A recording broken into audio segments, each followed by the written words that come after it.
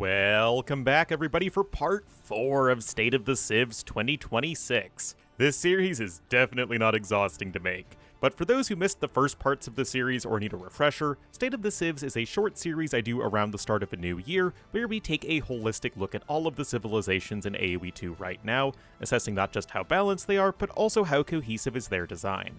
Basically, do these civs feel like a natural part of the AoE2 roster? Are they unique? Do they have situations where they shine and situations where they struggle? Do their bonuses feel gimmicky or out of place? That sort of thing. Again, I go into significant detail on the structure of these videos and their distinctions in the tier list in the first part of the series, so definitely check it out if you have not seen it already. Before we jump back in, I do first need to sell out and remind you guys that these videos take a ton of time to make, so be sure to drop a like if you enjoy the series, leave a comment on what you think of the civs we discussed today, and subscribe to the channel for tons more AoE2 content. Alright, intro spiel done, let's go. First up today will be the Malay. Just a naval civilization according to the tech tree, this Rise of Raja's powerhouse also specializes in infantry to a degree, but is especially known for its economy and timings. The engine of this strength for the Malay is their age up bonus, as getting to the next age 66% faster gives you tons of TC work time to spend making extra villagers, on top of the obvious timing benefits. With those extra resources, Malay can go for just about any army composition except for cavalry, and we see infantry, archer, monk, siege, and elephant play all the time depending on the settings. In general, the Malay army is all about cheap, weak, but efficient units,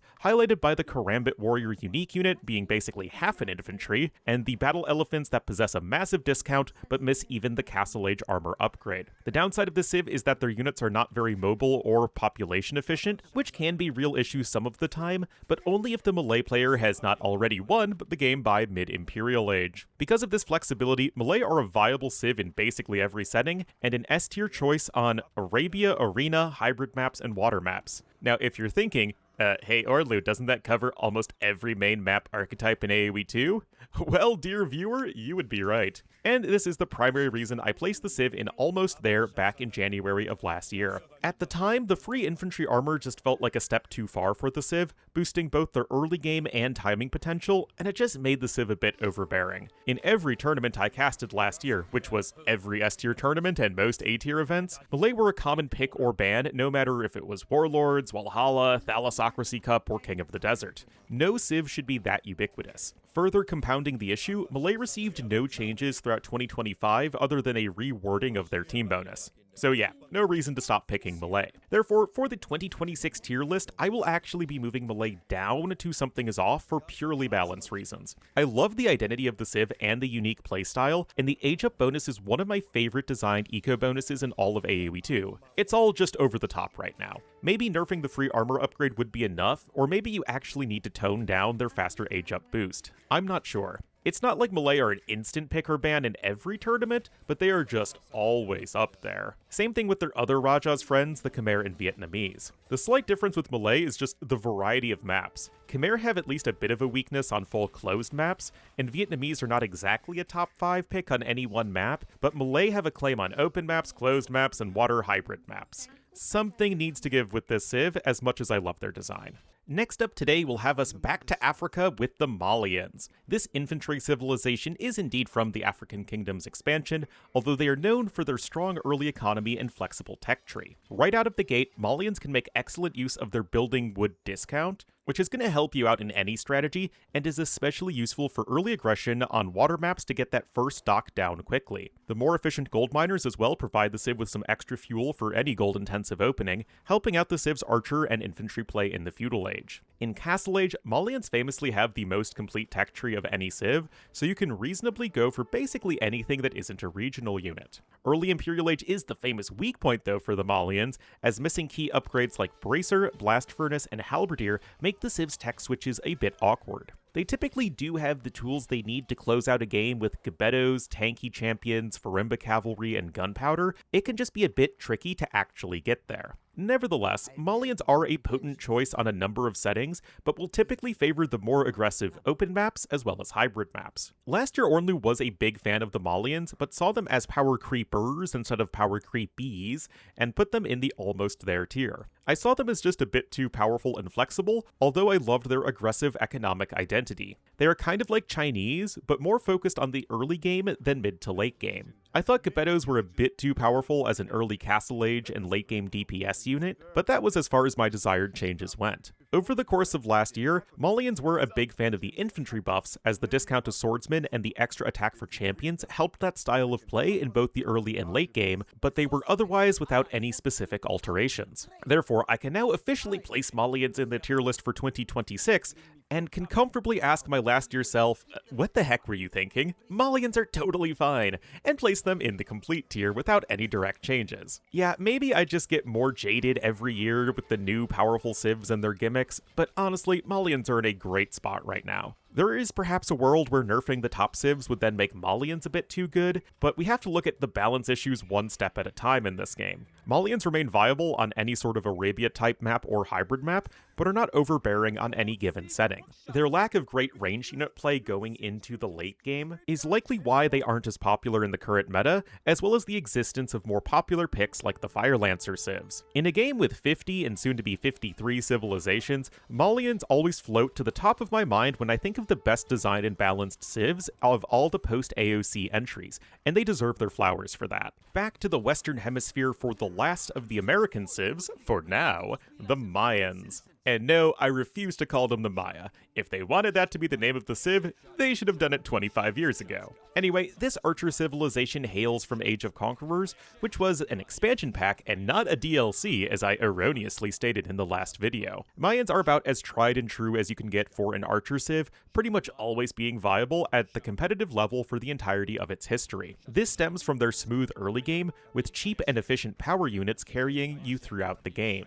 This comes at the cost of flexibility, as the Mayans really only do eagles, archers, and plumes well as far as gold units go. And yet, those units are very often enough to close out a game before post-Imperial Age comes in. Open maps will always be the calling card for the Mayans, with that strong early game and all, but this civ can find success in all but the most late game oriented settings, such as 4v4 Black Forest. Last year, Mayans were about as reliable a civ as you could ask for, and I had no problems placing them in the complete tier. In fact, after the removal of obsidian arrows several years ago, Mayans have received very little in the way of balance changes, speaking to the cohesion and balance of the civ. Even in a metagame ruled by cav archers and light cav, last year, Mayans were still seen semi-often, even though Incas were the most popular of the American civs at high levels at the time. Over the course of the past year, I would say Mayans have overtaken their South American cousins as the most popular Eagle Warrior civ, although it remains close. As you would expect, Mayans will remain in the complete tier for 2026. They're just a good all-around civ, and one that will actually play to its strengths. In a world where I too often want to smash my head into my desk upon seeing every civ go for skirmishers at the high levels, it is a rare treat to see a civ like Mayans still do its own thing and find success with it. They can also just go for mass skirmishers as well, so maybe that has something to do with their popularity. Nevertheless, you can't ignore the comfort that many players of all skill levels have with the Mayans. Their gameplay is quite smooth and streamlined, and yet they are good enough to be competitive with the fancy newer civs, without being overpowered as they were back in ye old Voobly days. Let me tell you guys, it is nice to be able to make a section without having to talk about power creep. Except I did just there. Whoops, let's move on. Oh boy, our next civ will be my all-time favorite, the Mongols. These guys are of course a classic Age of Kings cavalry archer civ, and alongside the Franks are probably the most popular civ online. It's no secret as to what makes the Mongols so popular, their early game and their late game. Mongols possess one of the best Dark Ages of any civ, with the extra scout line of sight and faster working hunters all but guaranteeing a faster opening than their opponent. This is typically used for a quick uptime and pressure, because Mongols very much need to make something happen, as the civ possesses no economy bonus or unit discount at that point. In Castle Age, Mongols were historically not very good, despite a couple of powerful military bonuses, as they just didn't have the economy to afford a lot of expensive cav archers or cavalry. Of course, Mongols had steppe lancers added to their tech tree many years ago now, and it completely flipped the dynamic of this civ's early Castle Age. Previously, there was basically no reason to go for super fast Castle Age, as they didn't really have the units to take advantage of that timing. Now, steppe lancers are cheap and powerful enough to absolutely clobber an opponent that's caught off guard. Nevertheless, Mongols likely need to hang on until the late game, where their Mangudai unique unit is, and always has been, one of the very best in the game, especially when complemented by hussars and drill siege weapons. As an aggressive civ, Mongols are always at their best on open maps, or ones with a lot of hunt, where they remain a top tier pick. Close Coast maps and water maps can also be good for Mongols, although you have to take care of their weaknesses in Castle and early Imperial Age. Last year, I was a bit skeptical of the Mongols' power level, as they really were a go-to civ in the metagame, and placed them in the almost there tier. Yes, the civilization was iconic, but they also felt a bit too good in a metagame revolving around fast uptimes, cav archers, and light cavalry. Steppe Lancers did receive an HP nerf, but I was not sure that it was enough. Then, throughout 2025, the Mongols received no direct balance changes, and were as popular as ever at all levels of play. I still blame the introduction of Steppe Lancers to the civ for that, as it really does give the civ a strength where they needed to have a weakness in early Castle Age to be balanced. Because of that dynamic, I will place Mongols in the almost there tier again for 2026. Of course, I absolutely adore the civ, but they really do just feel a bit too good. Personally, I would like to see their Steppe Lancer HP bonus locked behind the Castle Age unique tech, as it would really hurt those early Castle Age timings that can be so oppressive. Then you can just make the effect of the very unimpressive Nomads tech a civ bonus, as it really wouldn't make much of a difference. Honestly, I wouldn't hate getting rid of Steppe Lancers for the civ in general, but I know that would make many people very unhappy, so I won't espouse that direction for the civ too much. Nevertheless, Mongols are a fan favorite civ from the noobiest of noobs to the proiest of pros, and there is a good reason for that. They are just so fun and iconic, and any balance adjustments to the civ need to make sure that gameplay experience is not affected too much. Always the friends of the Mongols, the next civ will be another classic with the Persians. This cavalry civilization is also from the original Age of Kings release, and if the Franks were the archetypical knight civ, Persians were more about economy and variety of cavalry units. On the economy side of things, Persians are very good right out of the gate, with the extra starting resources and faster working town centers and docks, launching the civ to a very fast start on any map type. There are no real military bonuses for the civ, so you need to rely on that strong economy to keep you ahead throughout the early game. The downside to the faster working TCs is that it can be difficult to sustain villager and army production simultaneously, as you are required to spend the 50 food you need for each villager sooner than other civs. It's basically the opposite of Hindustanis. You will get more resources coming in, but need more of an investment to do so. Militarily, Persians are quite flexible through the Castle Age, doing anything except monks reasonably well on both land and water maps. Cavalry will always be the strength of the Persian military, as they are the only civ with a complete stable tech tree, minus regional units. And they have 2 cavalry unique units on top of that. Cav archers as well are a strength for the civ in the mid-game, with Castle Age Parthian tactics enabling the civ to outshoot other ranged units with that extra armor. In late game, the tech tree can become tricky for the Persians, as missing Bracer really makes those tech switches awkward. Still, otherwise fully upgraded trash, gunpowder, and even trash crossbowmen can all serve as support units for your excellent cavalry. So, post-rework, I have been a big fan of the Persians, and last year placed them in the complete tier. They maintained their cavalry-centric identity with a big economy throughout all of their changes, but had more options available with trash bows, gunpowder, and better mid-game cav archers. I was a bit concerned with how good the civ was on hybrid maps, but felt they had at least enough holes in their tech tree to feel more balanced than, say, Japanese. So I wasn't too worried. Throughout the year, Persians still got a couple of minor tweaks, getting a nerf to the price of their Savar Paladin replacement, and a bit of a buff to the per-unit cost of Kamandaran crossbowmen. Both of these changes were well received, and were the sorts of balance tweaks that were needed for a civ that was otherwise pretty much there. For 2026, I'm a bit unsure with the Persians, but I'm still going to keep them in the complete tier. I love the identity for this civ, with the strong emphasis on economy and big chonky cavalry units, but I am still a bit iffy on the civ's balance. They really are a powerful option on open and hybrid maps, and perhaps a bit too much so. That said, it's not like the civ is an automatic pickup on any one map. Persians are just always in the conversation on those map types. I would say that the civ is in the complete tier, but on notice. They might need a bit of a small nerf to their early game. It is true, however, that the current metagame favors the Persians' playstyle quite a bit. They have the speed to keep up with the fast uptimes, and skirmishers and cav archers into their late game is a very consistent way to play the game in a number of settings. But that's the Persians these days. Very good, maybe a bit too good, but still the flavorful and fun civ you want to see out of a classic Age of Kings entry. Moving right along, we next turn to the Poles. This cavalry civilization is our second and final entry from Dawn of the Dukes, and among all of the knight civs in the game, Poles are best known for their tricky but powerful economy and cheap but fragile units.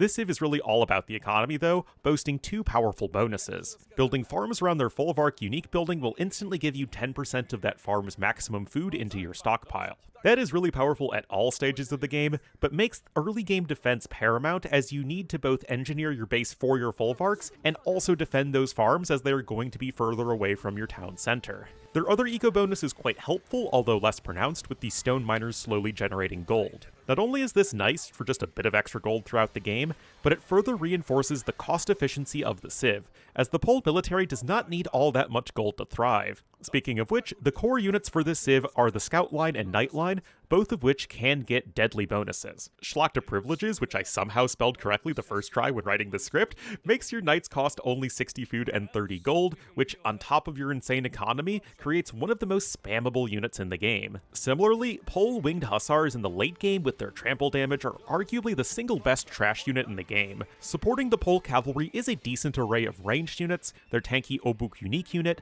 bombard cannons, and strong defenses. So, Poles have always been in a bit of an awkward spot, and last year I did end up placing them in the somewhat problematic tier. Georgians were the primo civ in AoE2 at the time, and they completely overshadowed the Poles, even on closed maps. Still, even after Georgians got nerfed shortly after State of the Civs last year, Poles remained a difficult civ to justify. They were one of the weakest options on open maps, as their Folvark-based eco was basically the opposite of what you wanted in a fast, timing-oriented metagame, especially as the units of choice all came from the archery range and not the stable. That said, Poles were still very powerful in boomy closed maps, as when left unchecked, the Pole eco is still at worst top 5 in all of AoE2. Notably, Poles only received one balance change in 2025, but it was a big one, reverting their Folwark food drop-off from 8% back to its original 10% value. A 2% difference sounds small, but you can also see it as a 25% increase in food dropped off, which is huge. Pole's eco went right back to being insane if you can get it going,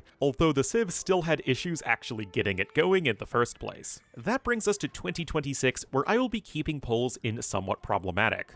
I know I've said it a lot, but both Wei and Khitans have faster and easier economies to work with as a cab civ, and are so good in general that you will still see them more often, even on closed maps, than Poles. This is kind of crazy, as Pole's eco is absolutely redonkulous, and yet it's just way too difficult to make work relative to other civs. There are still situations where Poles feel absolutely busted, but basically anywhere else they feel underwhelming. I'm honestly not sure what needs to be done with the civ, maybe allowing villagers to garrison inside Folvarks for protection? I don't know, but the civ clearly needs something to keep them competitive in the early game with all of the fast civs out there. They will then be likely broken with their top tier late game, but as I said earlier, I'm afraid we need to take these deep set balance issues one step at a time. Oh joy, the controversial civ fun gets to continue with our next entry, the Portuguese. Our very last African kingdom, this naval and gunpowder civilization really did go through a renaissance, originally only being used in noob FFAs,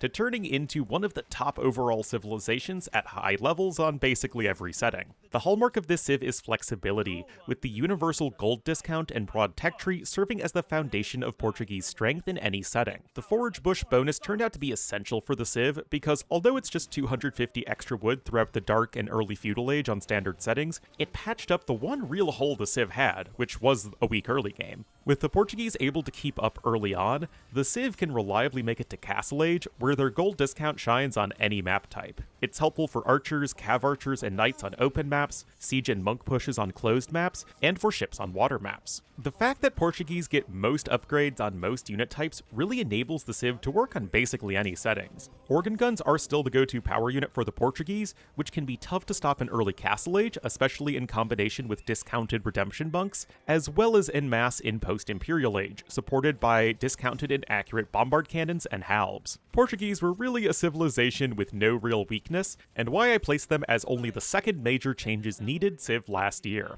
Like humans, the Portuguese issues stem from both design and balance flaws, as well as lacking a bit in terms of identity. While humans only did one thing, which either worked or didn't, Portuguese did basically everything, with no major holes in their tech tree. The Civ was not the best in any one setting, but was still top 5 to 10 on all major game modes and map types. Open maps, closed maps, nomad maps, water maps, and all of those settings for team games. It just felt like something had to give with this Civ, but the only change they received in 2025 was a nerf to the HP of organ guns in Castle Age, which was good, but did not feel sufficient. Byzantines are another very flexible Civ with a great discount, but they don't get an eco bonus, and the critical techs they miss were Bloodlines, Blast Furnace, and Siege Engineers. Portuguese have all of those upgrades, with their biggest tech tree holes being what? Squires? Paladins? Camels? Yeah, it's just a bit too much. This isn't even getting started on both of their unique units and unique building, all of which have issues, so for the sake of time, I'll just say that all need some kind of adjustment, and place Portuguese back in the major changes needed tier. Yes, Portuguese are not the best Civ everywhere, but they are very, very good in most situations, and it feels like they should either be a bit more specialized, or have their overall power level tuned down. If you wanted to make Portuguese a bit more situational, I would remove Husbandry for the Civ, which not only hits them a bit on open maps, but it also works thematically with the Civ also missing Squires, and generally playing a slower, more grindy playstyle than their Iberian sister, the Spanish. If you wanted to keep the flexibility of Portuguese, then the devs could probably just tune down their gold discount, so they would be a bit less strong on all settings throughout the game. There are other changes needed for the Civ, but those feel like good places to start. The fun sections just don't stop, as our next entry is none other than the Romans, an infantry civilization from the Return of Rome DLC, and actually the only AoE2 Civ added with that expansion. Romans in multiplayer are a Civ both popular and powerful at all skill levels of play. In reality, the core reason for this is the Civ's eco bonus, villagers doing basically everything 5% faster. That may not sound like much, and in terms of pure booming, it's not even close to the best eco bonus in the game, but the fact is that Romans are always going to be a little bit ahead of most civilizations throughout the early game. It's crazy how much that faster gather rate can add up, and unlike most of the other powerful eco bonuses in the game, the Romans bonus is not even close to conditional. Back in ye old days, the Vikings' free wheelbarrow and handcart was seen as the most universally powerful eco bonus, but even that doesn't start to work until feudal age, and still mostly just improves the gather rate of farmers. The Romans are just a bit better at everything from the game's start to the game's end. When it comes to what to do with that economy, Romans are one of, if not the best civilizations for a men-at-arms rush or extended men-at-arms play thanks to the extra armor.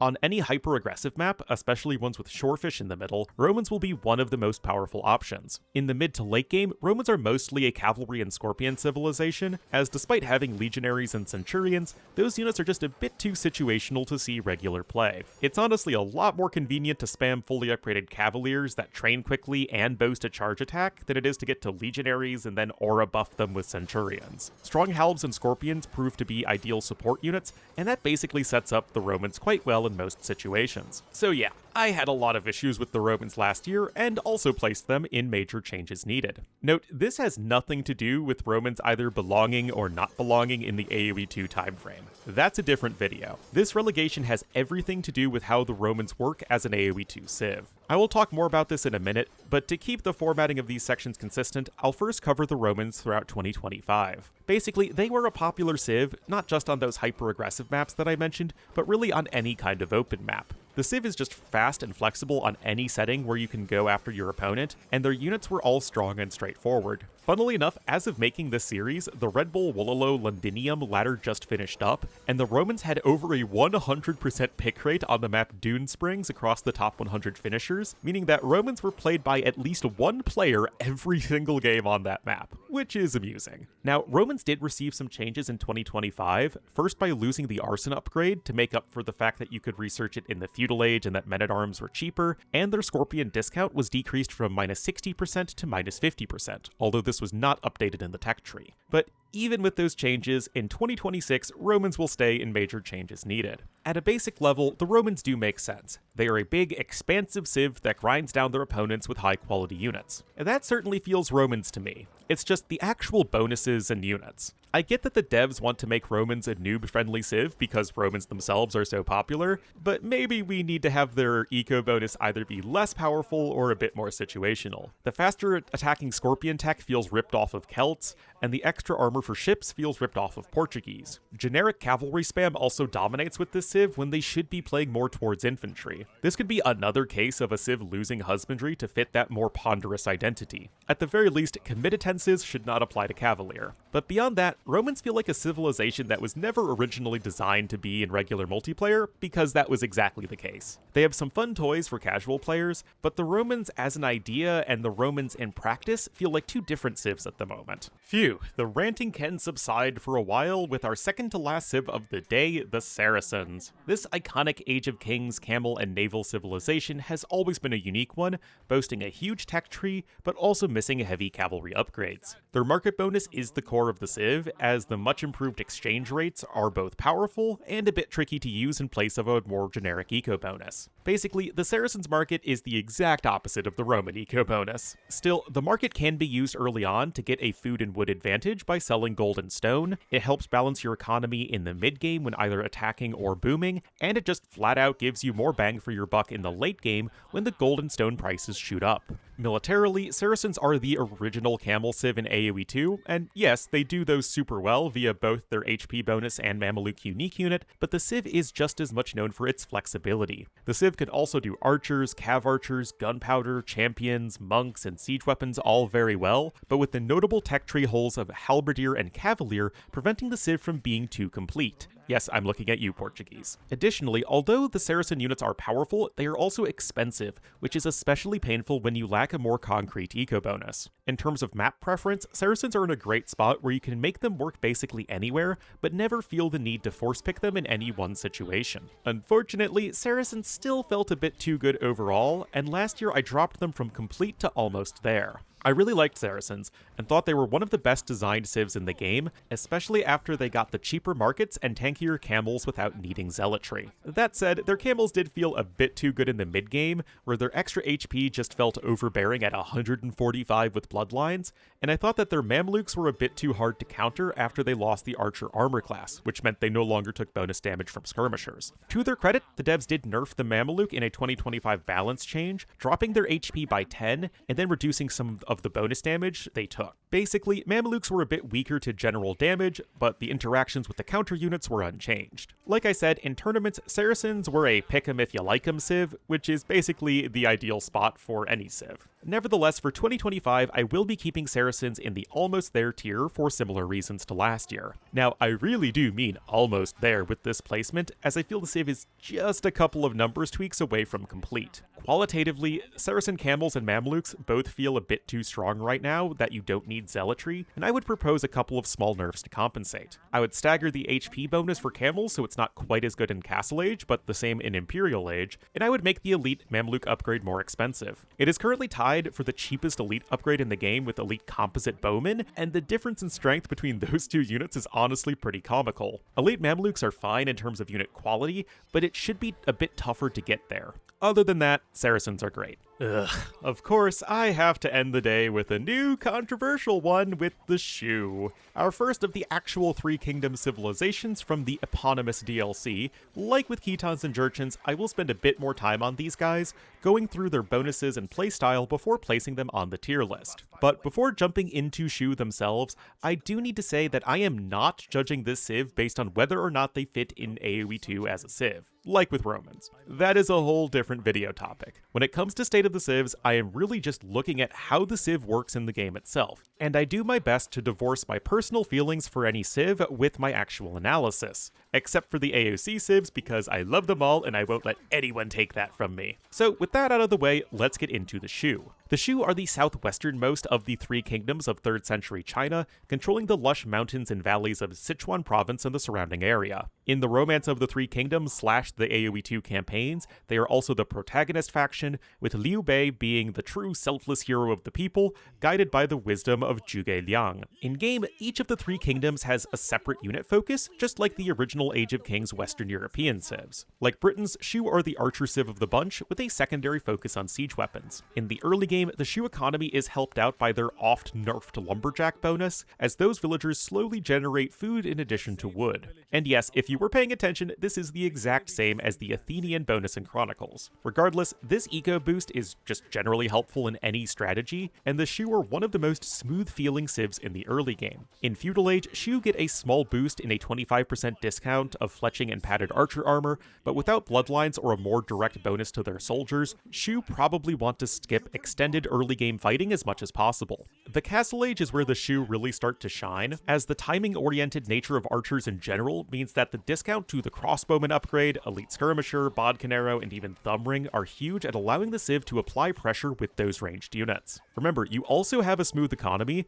so the Shu are really an excellent Civ for early Castle Age pressure. In addition, Shu siege units move 10% faster in Castle Age, which helps the Civ apply even more pressure with battering rams or mangonels. This is also where we need to talk about the War Chariot unique unit for the Civ, which replaces the Scorpion line. War Chariots fire a volley of arrows like a Chukonu, and they can be swapped from a barrage mode with a bunch of inaccurate arrows to a focus fire mode with fewer but more accurate shots. Compared to Scorpions, War Chariots are both faster and tankier, although weaker to mangonels, but they lack the significant pass-through damage that is the hallmark of the Scorpion itself. This makes the War Chariot pretty underwhelming as a support unit, but potentially very strong as a self-contained all-in unit, which is where it sees the most play. Getting towards the Imperial Age, Shu are once again very strong immediately after aging up for the exact same reasons as Castle Age: a good eco and important tech discounts. Archers will still form the core of your army, with their unit quality being boosted by the bolt magazine upgrade so they fire multiple shots. Supporting your archers, or perhaps war chariots, the Shu frontline will likely be infantry, with halbs being the default option, and the additional possibility of their castle unique unit, the White Feather Guard. White Feather Guards are a pikeman-type infantry, with low attack against anything that isn't mounted, but a small snare effect and a massive amount of HP that can be further improved by a unique tech. These guys don't dish out much damage, but they are the perfect frontline sponge for your fragile ranged units. Traction Trebs and Siege Rams are what you need for pushing buildings, both of which get a speed buff. Traction Trebs are a regional unit for the 3K Civs, and they are basically long-range and accurate bombard cannons that you train from the Siege Workshop. Regular Trebs are unavailable to all of the Three Kingdom Civs, as that spot in the castle is taken up by their controversial hero units. For the Shu, their hero is Liu Bei, and he will provide a healing aura to nearby soldiers. So that's the Shu in a nutshell, but we now have to place the Civ on the tier list. Oh geez.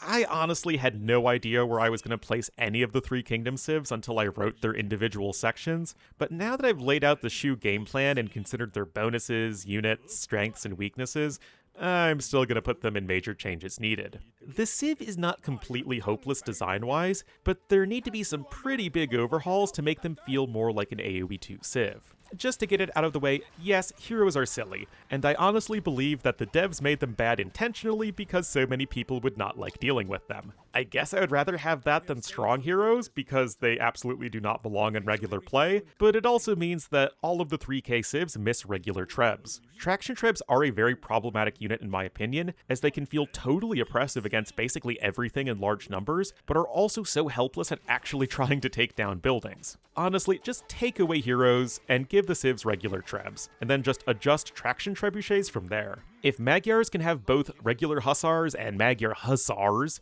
the 3K Civs can have both regular and Traction Trebuchets. Haeguang Cavalry also feel like a lukewarm knight replacement, but since those are not very good for the Shu, I will talk more about them when I get to the other kingdoms. Still, everything I have hitherto covered have been general issues I have with the Three Kingdom Civs. For Shu specifically, I actually think they probably work the best of the 3K Civs, even if that is a bit of a low bar. Their smooth archer-centric gameplay is generally fine, getting tech discounts but no extra strength for their units until a late-game unique tech. That's good stuff. White Feather Guards are probably the best designed Three Kingdoms unique unit, as we haven't had a real pure meat shield in the game before. Still, Shu have issues. On top of the balance issues the Civ has possessed, which has led to several nerfs, and they are still very much power creepers, the War Chariot is one of the worst designed unique units in AoE2 in my opinion. Mode switching is clunky, the role is opaque, and the unit is just generally bad and unfun except for an annoying all-in. Their team bonus is also the lame old Magyar team bonus of extra foot archer line of sight. I also don't like aura effects like Coiled Serpent Array. But I'm getting on here. The laundry list of changes I'd like to see with the 3K civs is quite extensive, but I think we can end the shoe-specific section here. They do have some positive aspects, it's not all hate, but yeah, the devs have some work to do with these guys. Phew, with that, we are now 80% of the way through State of the Civs 2026, and the end is finally in sight. Thank you all so much for sticking with me as we work our way through all of the civs. Next week will be our final episode, with the last 10 civs up for discussion being the Sicilians, Slav, Spanish, Tatars, Teutons, Turks, Vietnamese, Vikings, Wei, and Wu. I will also give some closing thoughts at the very end. Lastly for this video, I do want to give a special shout out to my Patreon supporters, with Dan and Jared in the Great Wolf tier, and Liquid Egg Product, Carolyn and Tanduri Knight, Hryru and Dieter in the Dire Wolf tier. But as always, thank you all so much for watching, and I'll see you guys next time.